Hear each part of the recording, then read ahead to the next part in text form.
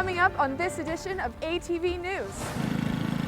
Cache Valley is digging out from the weekend storms, but what came next was worse. It was like 30 degrees 3 days ago, and then it dropped. Cold enough to cancel morning classes, and not just at USU. We had to fake this driving shot because what you do behind the wheel is more dangerous than an icy road. In weather, I'll show you how much longer to expect these below zero temperatures. I'll tell you what it took to get the largest crowd at gymnastics since 2017. All that and more, this is ATV News.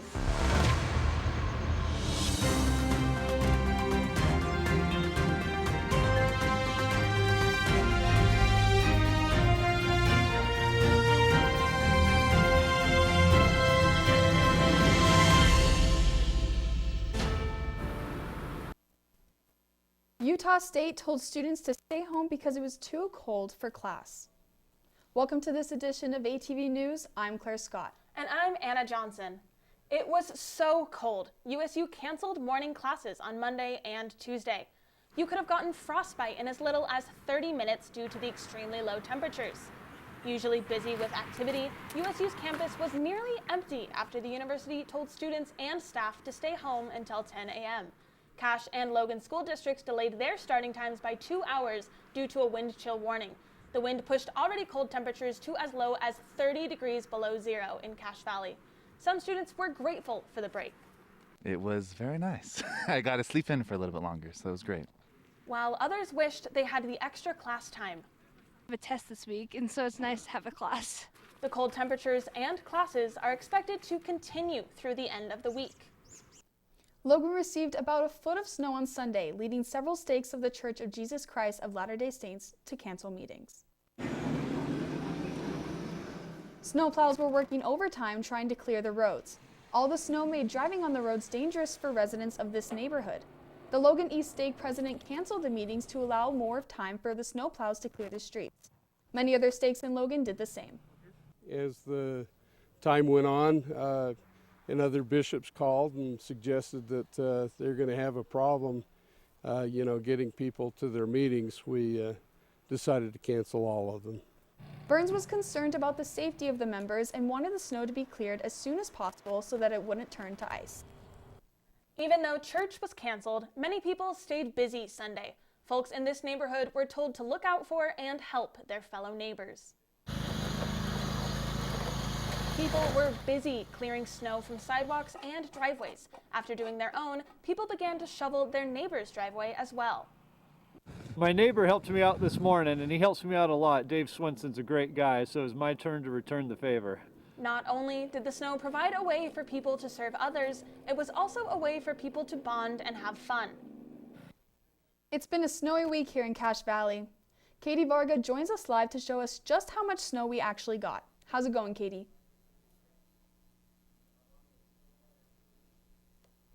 Sorry about that technical difficulty. It looks like we can't hear Katie. How's it going? All right. Well, Katie Varga was out there. As you could see, it was pretty snowy, a little bit chilly. You could hear the breath. So there's 7 inches of snow on the ground, but our ski resorts got even more. As you can see in this graph, our ski resorts in Logan received over 25 inches of snow each last week. Beaver got 26 and Cherry Peak got 28, and that includes over the 10 inches at each resort on Sunday. All of that snow created some really dangerous conditions in our canyons. Logan Canyon had 2 avalanches, one of which covered the right side of the road at the Dugway. The Utah Avalanche Center says there were 2 separate slabs that came down. They both hit the inside lane during a brief spike in winds around 2 p.m. on Friday. The canyon was closed by law enforcement for plows to clean some of the road, and some Cache Valley drivers aren't too fazed by the conditions. We get used to driving the canyon for 7 years, so. The Utah Avalanche Center says it was 6 to 10 inches deep and covered 60 to 80 feet of the road. No one is hurt from the avalanche. With all of that snowfall, UHP says they responded to over 150 crashes Sunday. You may think winter road conditions like this would be great business for auto and collision repair shops, I went to a few to see how much the winter weather keeps them busy. Mechanics are working hard at the Cache Valley Auto Care, but the manager says business isn't necessarily booming. We actually sometimes kind of tend to taper down a little bit during the winter time. Valentine says snowy road conditions tend to keep people off the road, and the holiday season keeps them on a budget. A lot of people are trying to save their money for, end of year stuff or the holidays, Christmas, and kind of reassessing their spending. For Michael Hawks, all it took was one patch of ice before he had to spend his holiday money on car repairs. The person in front of me slammed on their brake, and then I didn't know that it was all happening that quickly. This is the side that was hit. Though his truck is fixed, Hawks had to spend over $3,000 to get it done. While you might think the winter weather is solely to blame for high crash rates, even if you take away the snow, a local shop says driving with this in hand, which we faked, is what gets them the most business. Cell phones really are what's causing everything. Hayden Rotler says distracted driving causes car crashes throughout the year, though the severity of the crashes do go up in the winter. With all the extra ice and everything, the slide outs happen a little bit more, less braking power, so sometimes it'll be a little harder of a hit during the winter. To avoid bringing your vehicle into the shop during the winter, Valentine says it takes some practice. There's always things that we can't plan for, but if you can control it at all, definitely do some practice. It helps a lot. Hawks didn't plan on his crash, and it changed the way he drives. I am definitely been going like 5 under now. Rotler says keeping your hands free from distractions and keeping up on maintenance can save you from an accident any time of the year. One man is behind bars after police say he stabbed a homeless man at a Logan hotel. Driving by this Super 8 hotel, you wouldn't know it was a crime scene Tuesday night. Victim came out of a room at the Super 8 hotel, had been injured, contacted management at the hotel, and management then called into our dispatch and had officers respond. Brooks says the victim had been stabbed in the head and neck. The man was transported to the hospital and is in stable condition. Police say Joseph Scott Leibel is facing attempted murder, weapons, and drug charges. If you've been up Logan Canyon recently, you know there's a new resident calling the canyon home. Dozens of travelers stopped in the canyon to take a look at this local legend, a snowman off the US Highway 89 at mile marker 482. If you're a local, you know that this isn't the first colossal snowman the canyon has seen. Some who braved the cold and snow couldn't believe what they were seeing. The biggest snowman I've ever seen, and who took the time? Look at the size. Even the bottom is like 2 cars. I wouldn't want to know how much it weighed.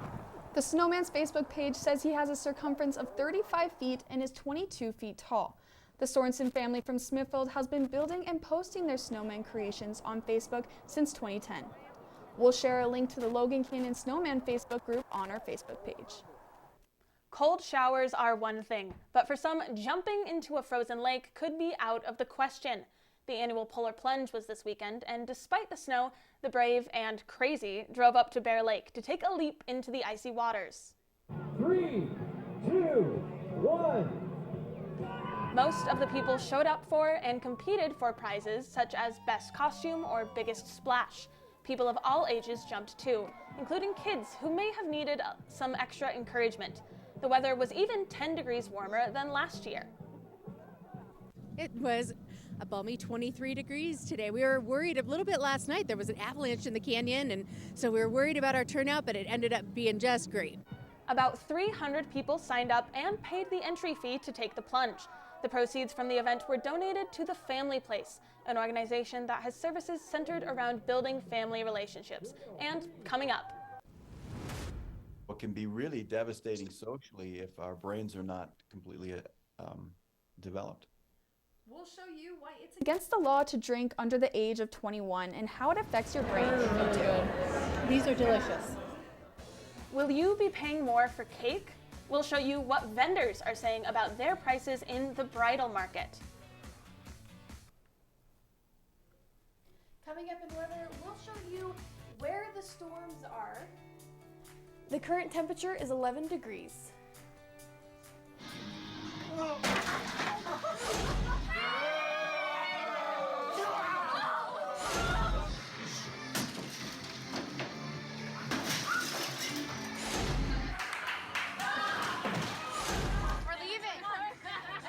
party fouls are pretty dumb. But if you decide to drink and drive underage, you could lose your license and your freedom. Underage drinking and driving. The ultimate party foul.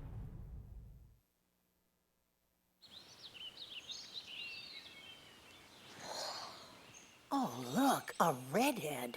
Staring contest.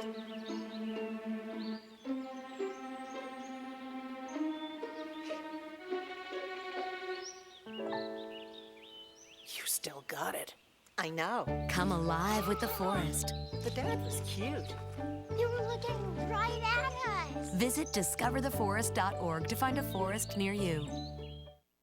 Hey, you. Yeah, you. Getting that college education, what are you gonna do? Graduate and take some office job? Be like everybody else? Or will you dare do something different? Like, be a teacher. You could be my teacher. You got the skills. The smarts? Yes, you. You could be the teacher I never forget. That'd be cool. Does that corporate job even have recess? What are you gonna make of yourself?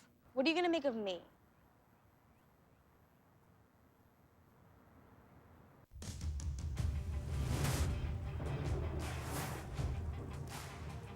ATV weather. I am Katie Varga. Now let's jump right into our national weather, national radar. So I would love if we had some pockets full of sunshine, but it's more like pockets full of snowflakes. So let's start right up here. We have some snow up in the east, and then as we come to the northwest, we have some more snow up here, and then as we come to the four corners, there is some more snow. As we come to this little string of states, these people have a mix of precipitation and possibly frozen rain. Down here in the south, they're getting rain as well, except for right here, they're getting some thunderstorms. And lastly, over here by California, they are also getting some thunderstorms. So let's hop right into that state radar. So it doesn't really look like too much is going on, but if you walked up to campus today or yesterday, your hair might have frozen. And that's because we're coming out of a 2-day wind chill warning. So basically what that is it's this lot of cold air, and it's just not fun. But how the National Weather Service described our specific one that we're just coming out of, they say it's a level 2 moderate out of 4 weather risk. This basically means that it is a high threat of dangerous temperatures. As we kind of talked about earlier, if you were outside without a coat, it could take 30 minutes to get frostbite. So very dangerous. What the National Weather Service says you can do to help prevent it is cover up any exposed skin and make sure you're really layering, especially when you're walking to classes. It's really important. Make sure let's go to the 7-day forecast. So on Wednesday, we're actually going to get another wind chill warning that could be up to negative 30 degrees, which is insane. So this can be changed. We're coming out of our other wind chill here today, which we were down at negative 16 and we're at 13, which is insane. Then for the rest of the week, we're gonna possibly get some snow and we're gonna go into those 30s unless we get a really bad wind chill. You are all caught up on weather. Back to you guys at the desk. Thanks, Katie. The legal drinking age in the U.S. is 21, but why?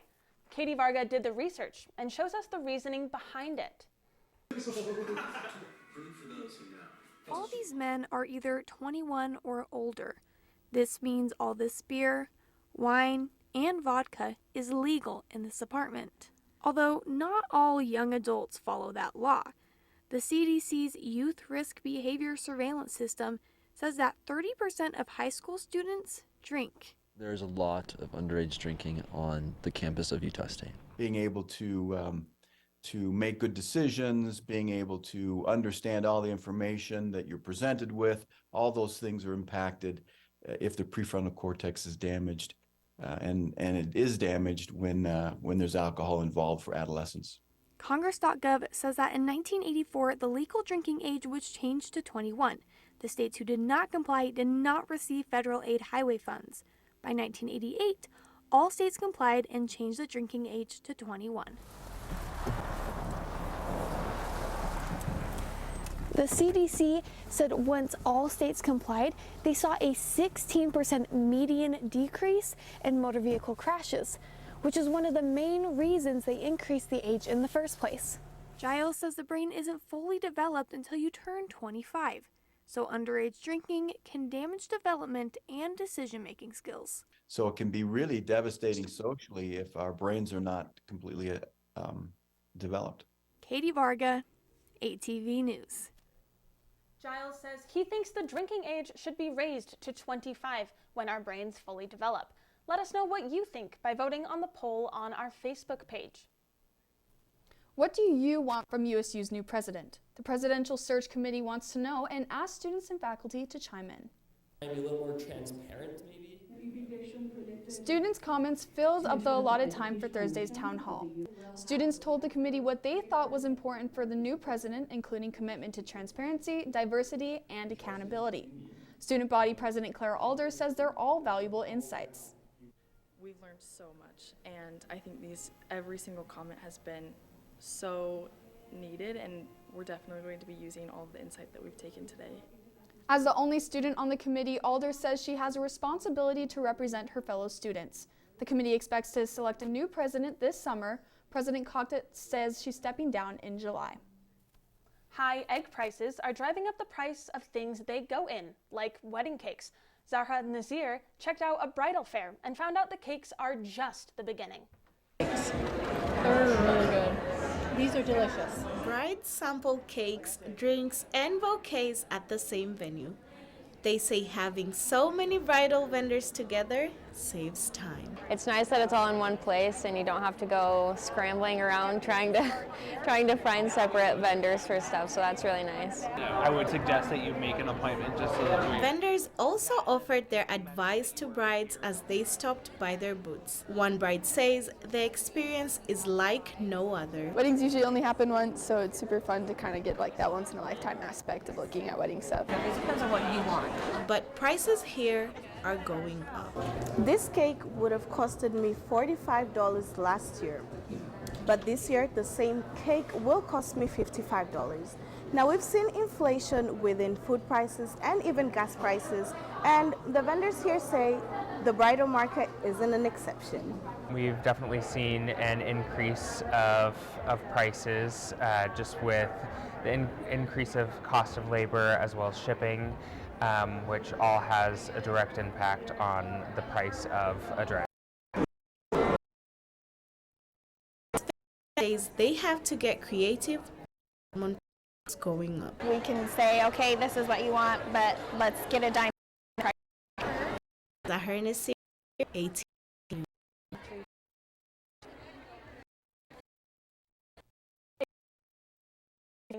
Our page link fair. So I've never actually said it before. You've been? If might have gone I remember really similar to in the bath Saturday. I don't think and coming up.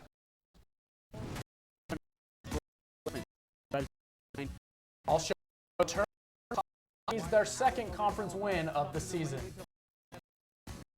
If it's good for the producers, like Is safe for consumption?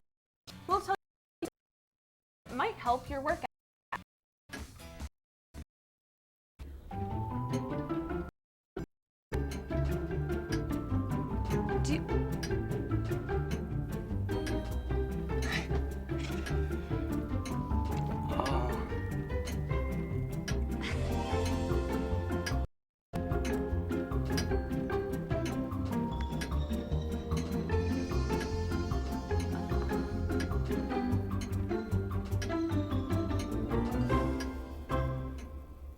Listen, you're my friend. I noticed you haven't really been yourself recently. Yeah, I feel like something's up. How are you? Are you okay? Is there anything you want to talk about? I just want to know how you're feeling. And listen, even if you don't know what to say, I'm here to talk. No matter what you're going through, I just want you to know I'm here. I've got your back. When you want to talk, I'm here.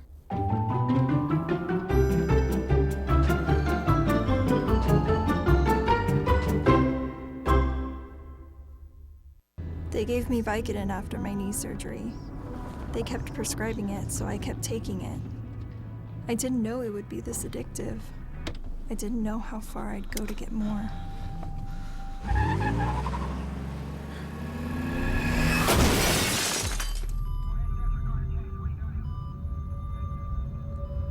Opioid dependence can happen after just 5 days. Know the truth, spread the truth.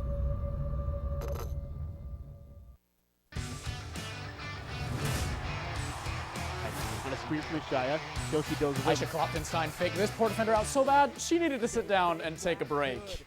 Welcome to ATV Sports. I'm your host, Verl Johansson. Now let's get back into the rodeo battle on the basketball court between the Aggies and the Cowgirls. Portugal native Maria Carvalho got the Aggies started with a quick layup after speeding past the defenders on her way to 6 points for the night. Carvalho also got in the assist column with this pass to Aisha Klopfenstein for the three, putting Utah State up 10-2. Moments later, Natalie Fraley got a pass from Carvalho, made a three, and made the announcer prompt to say bingo, right? Klopfenstein used some trickery to fake out her defender, and oh my goodness, there's a defender on the floor! We've got a Cowgirl on the floor.